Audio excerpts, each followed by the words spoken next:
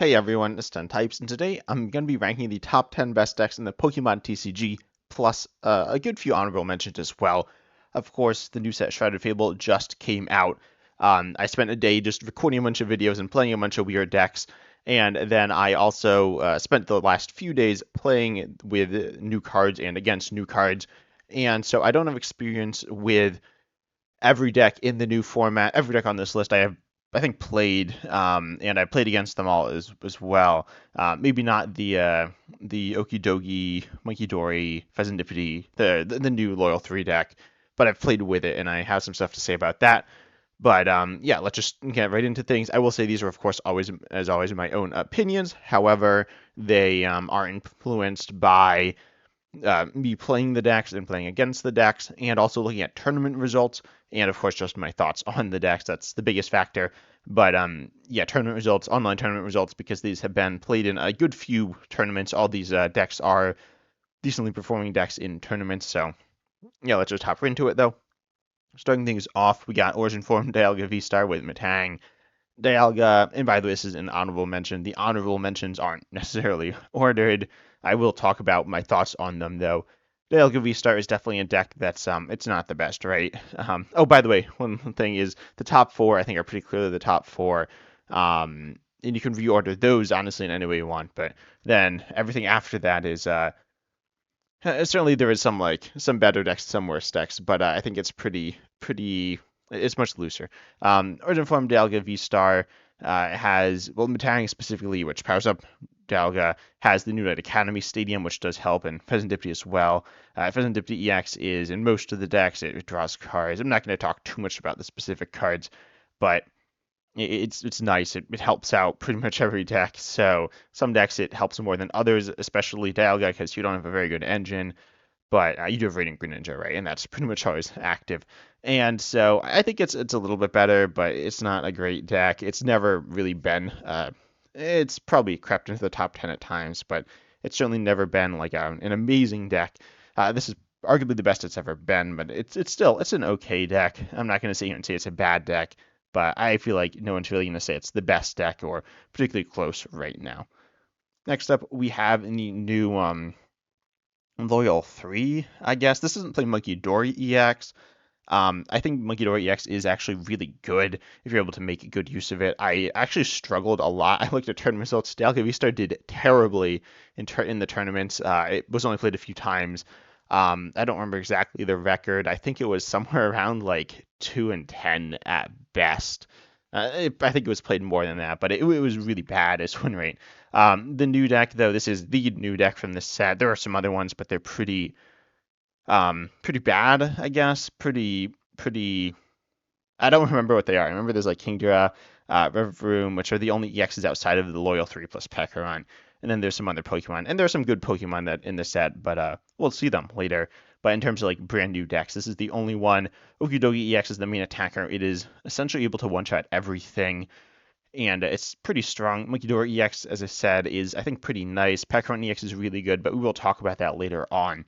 That definitely affects the meta a lot more than I thought it was going to, as it is a switch. It does poison you, which is good in this deck, bad in most, but that doesn't matter too much. But the switching is a big deal and does allow you to play cards like Tatsugiri, and you have more Pika for a double switch and things like that. But honestly, it's okay. I'd say it plays a lot like Region Bull Ogre Pond. Region Bull Ogre Pond is an okay deck, certainly. It's not like one of the best decks in the game, but it's pretty solid. This has less late game concerns because you don't discard all your energy every time you attack, and also you have Pheasantipity EX, which you can play in Miserable Ogre Pond, but you do have like the Tatsugiri and stuff, and you don't need Professor Sai's Vitality, and you do have single price attacking options that are better, notably the Monkey Dora EX, not in this list. But I think the deck's okay. It's pretty unspectacular so far. I think it might make its way into the top 10 at some point, but I don't feel confident putting it there now because one, it's not seeing a lot of play, and two, from what I've seen and heard other people say, and in my own experience, it's just okay. Again, of course, there are decks that aren't on this list that are, you can play and have success with and enjoy a lot. But I think it's probably going to end up in somewhere around like the 15th best deck, maybe 10 through 15, where it is right now here, maybe squeak into the top 10. We do have Power Excalibur next, and by the way, this is the only list I think that I saw. I talked about Dalga really bad in the tournaments we've seen so far, which has been like 5 or so that I looked at, and yeah, same thing with Power Excalibur. This also did really bad in tournaments. And Power Excalibur, I don't think it's like a terrible deck, but it's not making the top 10. This list doesn't even run Radiant Greninja, which is super weird, but apparently that does not played here. This is by far the top deck. And it's just not that good. It doesn't do anything particularly amazing. The top 4, which I said are just really good and better than the rest. All do thing is pretty insane. Power Excalibur does not. You have the Radiant Greninja to threaten spread damage, and the Pheasant Nifty EX also kind of doing that. But you have Shampoo to one-shot stuff. But you do have certain options that are solid. It's not like a bad deck, but comparing it to Raging Bull Ogre Pond or even the new Okie Dokie deck, Loyal 3 deck. I don't know what people are calling this deck. I've heard a lot of names, and I'm sure one will get decided on at some point. But it's, Chien-Pao EX can't attack turn 1, and you have issues if your Excaliburs get knocked out, or even devolved, that could happen. And you're relying on Pokestop and kind of drawing into what you need. You do have the barrel engine. The engine's not bad in the deck. It's an okay engine, but you don't play a ton of supporters, and you need to draw into those, and you will definitely miss them. So if you've ever played with or against Chien-Pao, you've seen, it'd be very good, but then you've also seen like Pokestopping your ear does, and you just kind of lose from there. So it's whatever, it's a mediocre deck right now. Then we have Roaring Moon, the single prize Ancient Box deck. I think this deck gets a little better. You have Night Stretcher and Peckrunt EX. Peckrunt EX, I've been playing Snorlax. Snorlax, in my opinion, is no longer the best ladder deck. It's still solid on ladder, but Peckrunt EX is really good. I think I paired into the same person playing this deck 3 times in a row. I was playing Snorlax, and it cooked me, right? This deck beat Snorlax, but the Peckrunt EX is like kind of nice, and you also, as I said, you poison yourself, but you have the Tool Ancient Booster Energy Capsule, so then that removes poison, so that's cool. Also, that means that the Walking Wake, which was played, started getting played, I think it was a few months ago, but I guess probably whenever it came out with Twilight Masquerade, which I'm pretty sure it's the set. That's the set it came out in. Then people started to play Walking Wake, but you can't attack with it, unlike all the other Pokemon or the non. Or unlike all the other ancient Pokemon, you can attack with Great Tusk, you can attack with Flutter Mane, and of course you can attack with Roaring Moon, but you couldn't attack with Walking Wake, and people kind of cut Koraidon because Koraidon was pretty mediocre a lot of the time. Now Walking Wake won't get stuck because you can use the Peckrunt EX to send up the Roaring Moon, which is kind of nice, but it's a pretty small addition. Really good against control, but kind of useless the rest of the time. But it's still, it's an okay deck. I think it's certainly very close to the top 10. If you have it in the top 10, I don't think that's a crazy take. I think if you don't have it in the top 10, I think that's also completely fine. It's certainly not like a top deck right now. It's a solid single prize deck. Single prizes are like, still they're not that good. But Roaring Moon, I definitely think, is a deck that can compete. Will it win? It's still a little slow in the early game, and kind of run out of the resources in the late game. If you need to attack like 6 times, you'll probably not be able to do that. You want Saw's Vitality, you can miss it sometimes, but you can't miss it all the time. You need to hit it a bunch. And so it still has, issues that every single prize deck faces, and every ancient deck faces as well. The number 10 deck here I have is Dragapult EX. Dragapult EX is, it's a very solid deck. It was the top deck from Twilight Masquerade, projected to be the top deck, and it's been okay. That's really where I'd say it has been. And it's going to, by the way, be really good with the next expansion, Stellar Crown. It's going to be, in my opinion, it's still going to be, might actually be in the same position. By the way, a lot of the decks got better, so Dragapult EX, I might have fallen down in my rankings. I don't do regular rankings, but if Dragapult EX fell down, it's not because it got worse, because it didn't. It got better, but a lot of other decks got better around it. So it will get insane with the next expansion, and Stellar Crown is super good, by the way. It's probably the best Scarlet and Violet set. I think I'll take a look at some point and see like the pros and cons of each set. But anyways, right now that's not out. So you're stuck using Neo for energy, and Mela, and kind of struggling to attack at times, probably not getting consistent turn 2 attacks, which is, kind of disappointing. And Regido V-Star, unsurprising, that will be higher up on the list than this deck. And, Dragapult EX is still, it's okay. Its attacks are really good, 200, and then 6 spread, which is nice. And we do have the do Dusclops line, which is, again, still, it's really nice. I guess this is the first deck to feature it on this list. And it's also the first deck on the top 10, but it knocks itself out, spreads damage around. Dragapult EX doesn't really get that much benefit from knocking yourself out, and of course you're giving up prizes, so that's bad. But you do get value out of the spread, a bunch of value because you can't control the damage counter. So Dusto and Dusclops place it all on one Pokemon, but Dragapult EX can spread it however you want, so you do have options to spread stuff around. But I definitely think that you will have some issues with consistency. It already had consistency issues before the Dusclops, and now you don't need to go for them, or you can kind of just ignore them. But still some pretty big issues with Dragapult. It's an okay deck right now, and when it's going, it's quite strong, but also it can get knocked out, and it's really hard to recover. It depends your hand and your board state, but if you're probably attacking turn 3, and you'll have Pidgeot EX set up then, and Dragapult and some Drakecloaks and Pheasantipta EX to draw and stuff like that. But then that's turn 3, right? You're kind of behind by then. So I don't think it's a top deck. It's a solid deck. The Dustorn, Dusclops, and Pheasantipta EX are nice, but they're not making this into it's not quite what the deck needs just yet. Next, the number 9 deck. This is probably the hardest deck for me to rank. Also, this list is really weird. Lost Zone is in a really weird spot right now. If you have heard much about the new set, you'll know that there is a new Kyurem. Kyurem is really bad for Lost Zone. This list doesn't play Cramorant or Sableye. They will get kind of messed up by Kyurem. So will the Comfies. We don't see any Manaphies. A lot of people say you could put 2 Manaphies to counter Kyurem, and that's kind of true, but Kyurem's bad for you. That's what I'm saying. It's really bad. If you have to play 2 Manaphies, that's bad. Even if you do play 2 Manaphies, they can just hit for 110 with a single prizer for 1 energy, and that's still bad. So Kyurem's really bad for you. Playing on ladder, I have not seen anyone play Lost Zone, or at least their regular build, because people are really scared of Kyurem, and Kyurem is a big scare for this deck. But honestly, I've never seen anyone play Kyurem outside of the Regido V-Star deck, right? So I know some people have. I've gotten some comments and people on their thoughts on Lost Zone.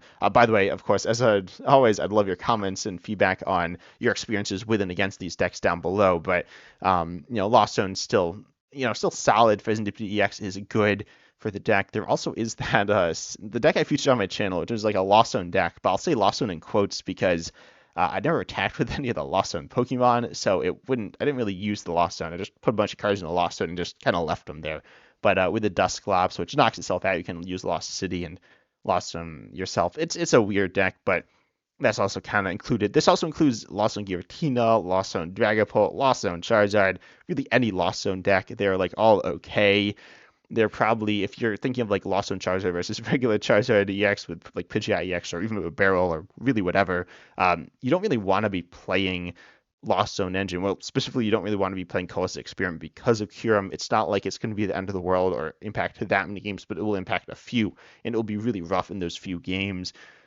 But you have solid options. Lost Zone is still a good deck, but I think this might be the worst Lost Zone has been since it came out.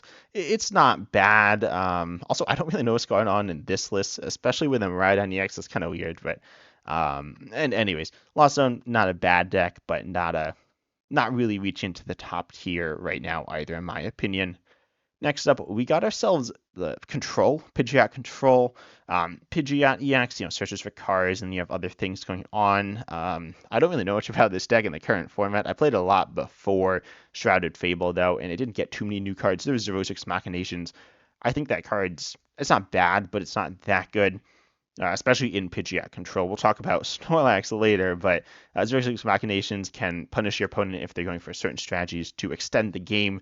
But, okay, so if you are playing in a tournament, Dragex Machinations could be good, but in regular play where you're not going to end in a tie, the Dragex Machination it's okay, it's not a bad card. Depends on skill level of both players and things like that, but more than other cards. Of course, every card depends on the skill level of both players. But Dragex Machination, if your opponent isn't really sure how to deal with it, they might struggle a lot. But we see Luxray EX here, and you're trying to really mess with your opponent's hand. Dragex Machinations, of course, does help messing with their hand, but Luxray EX and Luxray V are nice. There's some interesting inclusions. I've not played Luxray EX with Neo Upper Energy yet, and that seems kind of cool, but honestly, Pidge Control or just the control box deck is still solid. I guess I didn't talk about Pekka EX. So Pekka EX is definitely a big issue for this deck. Pidge Control is not focused as much, anywhere near as much as Snorlax on boss trapping. I would say Pidge Control was in contention, certainly pushing the top 5 pre-Shrouded Fable. I'll say it's not quite there now. Pekka EX, as I said, is a switch card, and if your opponent has switch cards, essentially switch every single turn, then what are you gonna do, right? You could Luxray EX, but how good is that? It depends, right? Luxray EX isn't that fast either. It's still a control deck. Those are slow decks. I talked about Dragapult EX being slow. Well, control is obviously slow. It's the slowest deck in the game, and so what are you able to do? I think it's still an okay deck. And by the way, the list I'm showing are just example lists that have seen play in tournaments and done well. But I think Pidgeot Control, it's solid. I'll probably talk about it some later on and play it some more this format. We'll see, but it's still a solid deck. Next up, we got ourselves a Raging Bull Ogre Pond. This is the number 7 deck, I believe. And Raging Bull Ogre Pond, I'm not a big fan. I'm not I don't hate the deck. I don't think it's that good. I think it has really bad late game, which I still stand by. You'll definitely struggle in the late game, but you've definitely got some nice additions, including Fezandipty EX. Fezandipty EX has been in all the decks so far, all the top 10. It's been in some of the not top 10 decks as well. It's really good. Fezandipty EX and Night Stretcher's well. Where's the deck? So Night Stretcher's nice. It's a solid addition. It kind of is like an energy retrieval. It's kind of like a super rod. I feel like now you don't need to run any super rods because you can run Night Stretcher, which is really nice. By the way, beware Toadscruel. Toadscruel will stop Night Stretcher, so don't be very careful cutting all your super rods for Night Stretchers. You might end up with some issues, but whatever. So then you have the Original EX hitting for big damage and having high HP. No defensive or HP buffs in this list, but you certainly can play those. Fezandipty EX is really good, although you're probably only using its ability twice throughout the course of the game. At most, you might not even use it at all, but probably once. And if you get hit by an Iono, Fezandipty EX might be doubling your hand size. That's insane. Fezandipty EX, I think, is definitely a really, really important addition to the deck, allowing it to keep up with the increased power of the metagame with a new set. But in a new set that isn't introducing new decks as much as it is introducing improvements to the decks. So Fezandipty EX here is a really nice addition, allowing you to draw 3, and it's a solid deck. It's still struggling some in the late game, and especially because your opponent might be able to target down Fezandipty EX, and maybe not. They really need to use Prime Catcher or Unfair Stamp because they are playing their supporter, right? You can only play one supporter, and they need to Gust and Disrupt. But I think it's still pretty solid. There are counters in the game to it right now, which of course is never good for a deck. It's not that bad, but it's one of the decks that's more easily countered. We talk about Pidgeot Control. There are counters they're pretty rough. Mimikyu is still a bit of an issue, but still it's a solid deck. I think this might be the highest I've had it in my top 10s. I generally put this deck kind of low because I see it on the ladder all the time, and honestly I beat it most of the time. But yeah, it's an okay deck. It has its really high power ceiling, and Fezandipty EX is rounding out its late game a lot better than it has before, where it's really struggled. Now it can definitely be more consistent in the late game, which is so good. Next, we have Iron Thorns EX. Yeah, Iron Thorns EX is the curveball deck right now. Okay, there's some other curveball decks. There's some pretty weird decks with some of the new cards. I'd say that Lost Zone deck is pretty crazy with the Dusclopses, and then of course you have Palafin EX. You have some weird Pekka EX dark decks that are just super out there. But I'd say this is the deck that is really good. Okay, also, so I didn't look at the list before starting the video. Apparently it plays in Mimikyu and Ogre Pond. I would not play these cards in this deck. if you're playing on ladder. To me, this is the best ladder grinding deck right now, which really hurts me to say. I mean, last format it was before Shrouded Fable, it was Snorlax. So I don't really know which one's worse, but Iron Thorn EX, ability if it's in the active turns off abilities of Rulebox Pokemon, aka Lugia. I mean, a bit of a spoiler. It essentially auto wins against every other deck up on this list, above it at least. It's really good against Regido Ogre Pond, really good against Pidge EX. It's not very good against Lost Zone or Dragapult, but it's really good against the top decks. It's not like auto wins all the time. Your opponent can play around it, but also they need to know what they're doing. And let's be honest, who's out here, practicing the Iron Thorns matchup? Like no one wants to do that, right? So Iron Thorns EX, you just sit it there. It's pretty easy to play compared to Snorlax, which Snorlax is probably the second best ladder grinding deck right now because it's okay. Maybe it's not. It's kind of hard to play right now, especially with the Pekron EXs running around. But and the Dusclopses, but Iron Thorns EX is really good because it's easy. You can't play assuming you're just playing Iron Thorns EXs. If you're just playing those, you literally can't play the wrong Pokemon. You don't have any other Pokemon to play. I talked about this on the podcast, which I think was released earlier today or maybe yesterday. And yeah, Iron Thorns EX is really easy. And you just sit it there. There's more stuff to say. Colossus Tenacity is a buff. I might not play that. Kyurem is not that bad for this deck, but like you don't want to be enabling Kyurem, but also like let's not play that much. I don't know. I don't play Colossus cards in my deck because I don't want to get like rolled over by Kyurem, but also I haven't seen Kyurem. But I mean, maybe I haven't seen Kyurem because I haven't played Colossus cards. But I feel like Iron Thorns EX is still it's definitely a really good deck to counter decks. Yeah, I don't think I've made a video on it, but I might. It's really boring, but it's really good. Next, moving to the top 5. As I said, the top 4 are the big 4, but Lugia V-Star is still very solid. Lugia V-Star with, of course, Archeops. You use Lugia V-Star, put Archeops in play, get a bunch of energy in play. This deck doesn't really gain anything new. This list, it looks like it doesn't play any new cards. I don't really know exactly what new cards you'd be putting in the deck, but, Lugia V-Star, still a very solid deck. It was a very good deck last format and is still pretty good against the meta and just a good deck in general. Chinchino is super good. It's if you say that it does like 280 on a single prizer, it's the best attacker in the game because it's a single prizer that's like one-shotting everything. So, and then of course you have Iron Hands EX to take extra prizes. You have Luminion V, which you play, and you can get out of play, which is super nice. I definitely think it still has inconsistency issues. Lugia V-Star is not my favorite deck.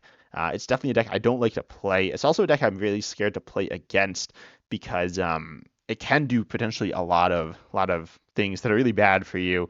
But yeah, Lugia V-Star is still a very, very good deck and definitely one that you want to be careful of to play against and still very good to play with. Blood Mirror's Luna EX is a very good card. In my opinion, it's the best Pokemon in the game, and it's certainly top 5. You can make solid use of it in this deck. It powered up early, which is really, really impressive. Not too much to say about the deck, though. Next, the number 4 deck is Snorlax. Snorlax, by the time that the Twilight Masquerade format was like done, I had this as the best deck in the game, or certainly the best ladder deck in the game. And I was like, oh, well, now Pekron EX is coming out, and then Duststorm and Dusclops. By the way, this is the deck I was using to grind the ladder some until I switched to Iron Thorns. I'm sorry to my opponents. I played some other decks. I didn't just play Control, but I mostly play Control because it's really good right now. Or it's certainly solid and kind of easy. Snorlax is not that easy to play right now. Also, it doesn't really get much from the new set. You've got Night Stretcher and 06 Machinations. 06 Machinations, I talked with Pidgeot. It's okay in Snorlax. It certainly is probably worth the spot in Snorlax, but it's not super powerful either. But Night Stretcher is nice. It's fine. You don't need Super Rod, really. So, I mean, you essentially never need to recover more than one Pokemon. Maybe once or twice. But you also have Team Yell's Chair, right? So, anyways, it doesn't gain too much and definitely has some bad matchups. I said that Pekron, it's a switch. That's really, really difficult. If your opponent's playing Charizard, though, just play Cornerstone Mask Ogre Pond EX. People are playing, like, Canceling Clone, which is really bad. But it's still really good. You could, you just trap stuff in the active, which is really good. you're able to just go in and wall tons of Pokemon as well. You do have Neutral Center, which is a stadium. Neutral Center is like it's like Mimikyu, but a stadium, if that makes any sense. And it's potentially really good, but only if you can get it to stick. And it's a stadium, and if you can't get it to stick, you can't recover it because you're not allowed to. So yeah, that's a bit of an issue. It's probably gonna get bumped, and then it's just like, what's the point in the safe spec? It didn't like do anything. I've definitely, it forces your opponent to use resources, and you might get a turn out of it, but it's not that good in my opinion. It's worth running. It depends on your confidence in the deck and the level of play you expect your opponents to have. If you think you're better, if you're at least as good as your opponent, but then you have really good deck knowledge, of like exactly what your opponent's playing, then you could put neutral center in. I personally, my deck knowledge is solid, but not quite good enough to put neutral center in. I don't know. I've had it in and out of the deck. I've definitely found it sketchy. Snorlax is definitely a deck that doesn't really need a certain ace spec. Hero Escape is nice. We do have Bravery Charm, which honestly probably like 90% of the time is about as good in my experience at least. So, Hero Escape is nice though. It's not a bad inclusion. So yeah, this is the deck. Pretty close to the six that I've been using to grind the ladder as well, honestly. Or that I had been using. I switched off to Iron Thorns because it beats all the best decks in the game, generally, assuming that yeah, it just generally does, right? I'll talk about it some at the end, actually. But Snorlax still very good. I imagine I still need to convince some people because they're like, Snorlax, like other people. I've looked at other lists. Snorlax is lower on their lists. Um, to me, I mean, just look at tournament results. It does really well. It just wins all the time. So it wins in tournament. It wins in ladder. It just wins, right? It's like Snorlax is good. I think people don't like Snorlax, so they're like, no, this deck's bad because like who wants to play against Snorlax? Please don't play Snorlax. I mean, you can, right? I don't know if you're trying to. I don't know. It's not fun to play against. I understand that, but also if you want to win, it's good. I mean, admittedly, people who are better tend to play it. People who are better and me, I'm not that good, but Snorlax is definitely a deck that you can learn. It's not like super hard. It's completely different than every other deck in the game outside of like Pidge Control. Pidge Control is really hard. I would not ever recommend someone play Pidge Control unless they played other control, aka play Snorlax, right? Play Snorlax some and then play Pidge Control. If you play Pidge Control first, it's really hard, honestly. You can kind of just wing it and like get lucky, but that's not something you really want to rely on. But Snorlax, it just wins a lot. If I talked about results, this deck has insane results. Next, we got Regido Restart at number 3. This deck is definitely the most improved deck because of one card. I mean, because Nifty EX is nice. Night Stretcher is also quite nice. But, Kyurem, that's the card we're all here for.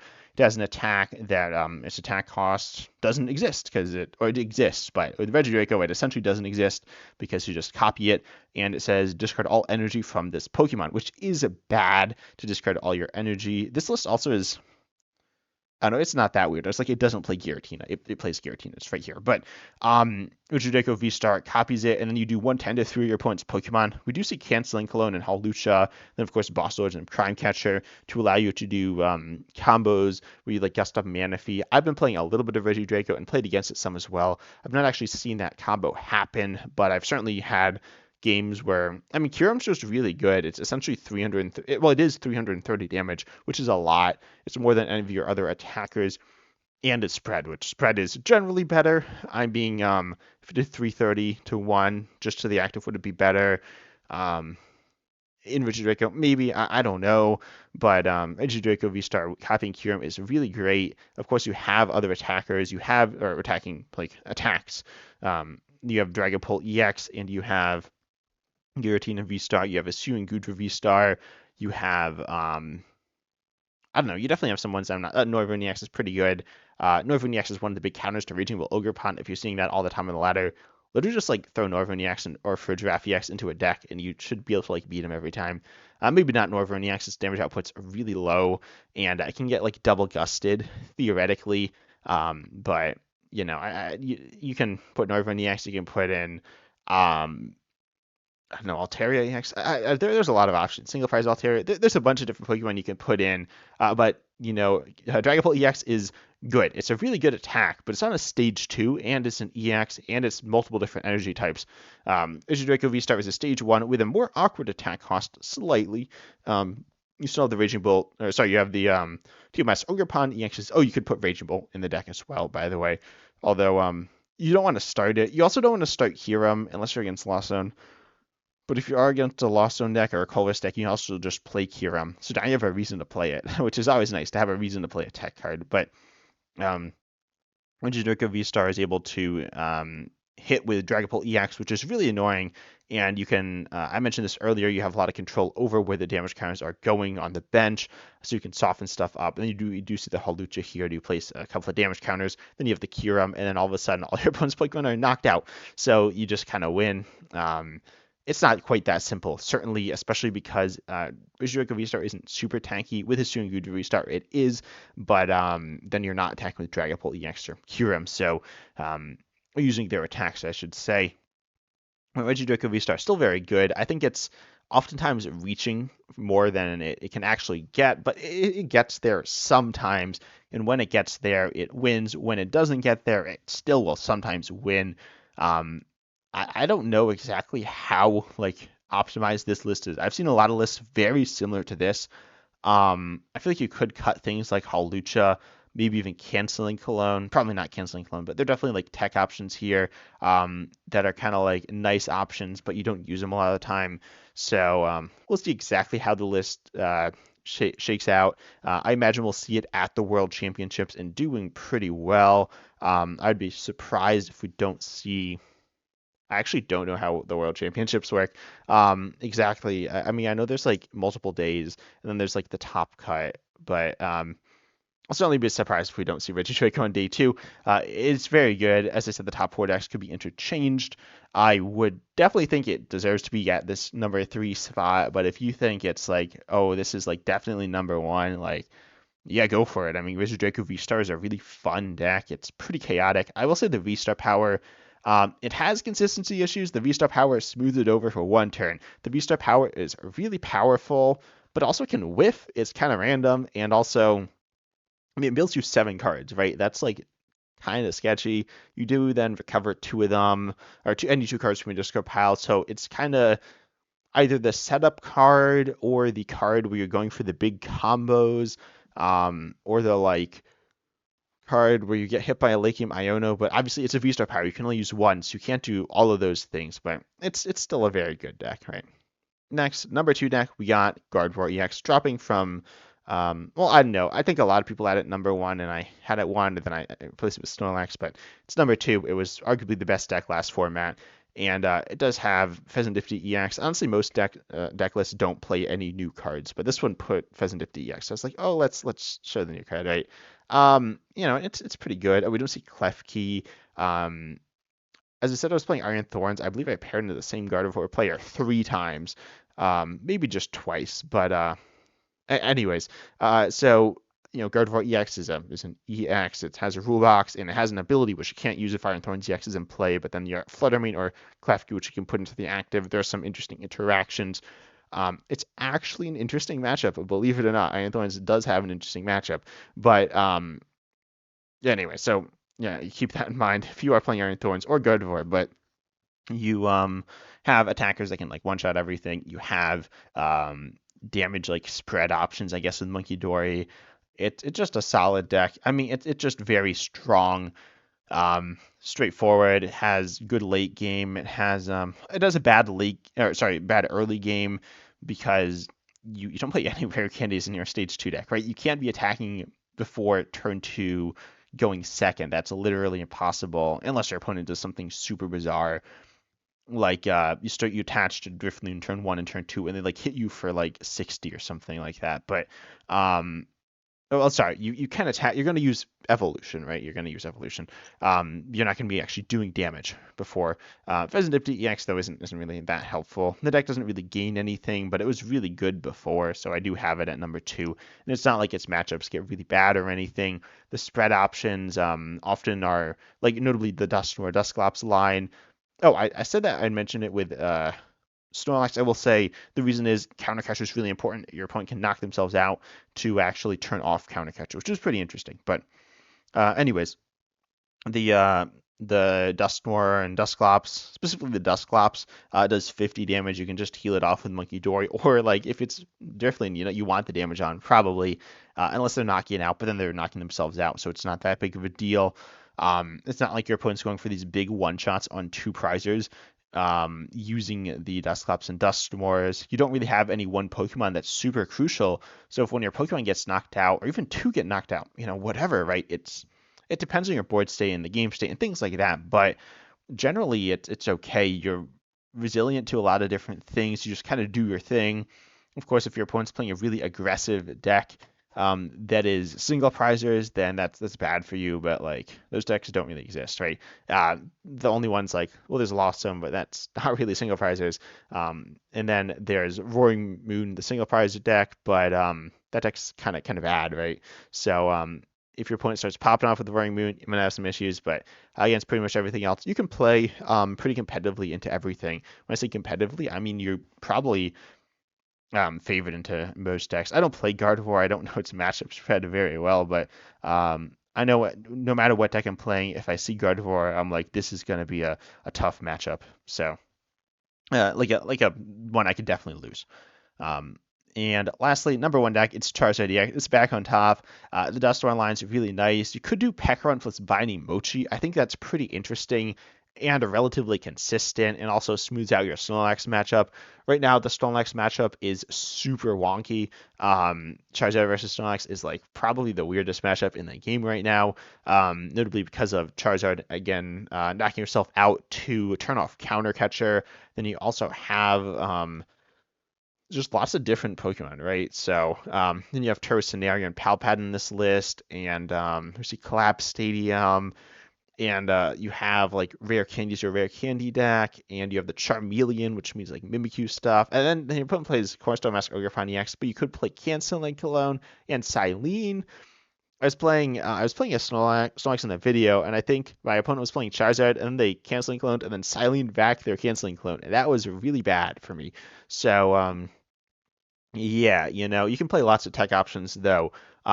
Of course, the Dusknoir line is really a tech option line, but it's really nice. You do knock yourself out, but knocking yourself out just lets you do more damage with Charizard EX or attack faster with Radiant Charizard. Both of those things are really powerful. You can definitely catch your opponent off guard.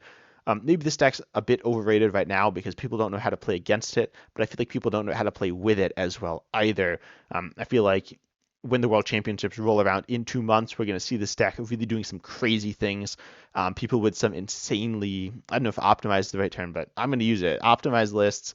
I feel like Charizard EX is the deck that's probably going to get the most look because it's so crazy what it can do. You have this insanely powerful Pokemon with a ton of HP. You can essentially one-shot everything on turn 2, theoretically. I mean, you need to pop off a lot. Dragon EX, I talked about its inconsistencies, and that stage 1 has a draw engine. So Charizard EX with Dusknoir has inconsistencies, but you don't need to attach energy. It's not that bad. So it's only inconsistent if you're pushing for that Dusknoir Dusclops turn 2, but it's still really, really good. I mentioned Pekka EX. If you want to play a safer build, don't play the Dusknoir line, I guess, and then play Pekka EX. That just allows you to switch your Charizard EX into the active. You do poison yourself, which isn't ideal, but then you can use Binding Mochi, which is nice, allowing you to do some extra damage, which could be really nice as well. It's not the same level of damage as if you use like even Dusclops. Dusclops does 50, and then you do 30 more, so it's, well, places 5 damage counters. You can also use Defiance Band. Defiance Band is also really nice in the deck. And yeah, this is just really, really insane. Charizard EX is definitely a deck that you want to watch out for. And yeah, it's just back on top. It was not on top for a couple of months, and now it's back. People aren't literally playing Ogre Pond, the Grass Ogre Pond in every deck, which isn't even that bad for this deck because you still trade evenly with it. You are stage 2, but you do trade evenly, and then you have Radiant Charizard, right? So the deck's really good. You have so many options. It's definitely a deck that if you're playing, I'd highly recommend you mess around with a list a lot. Start somewhere. You can maybe net deck a list. Also, wait, why is this play?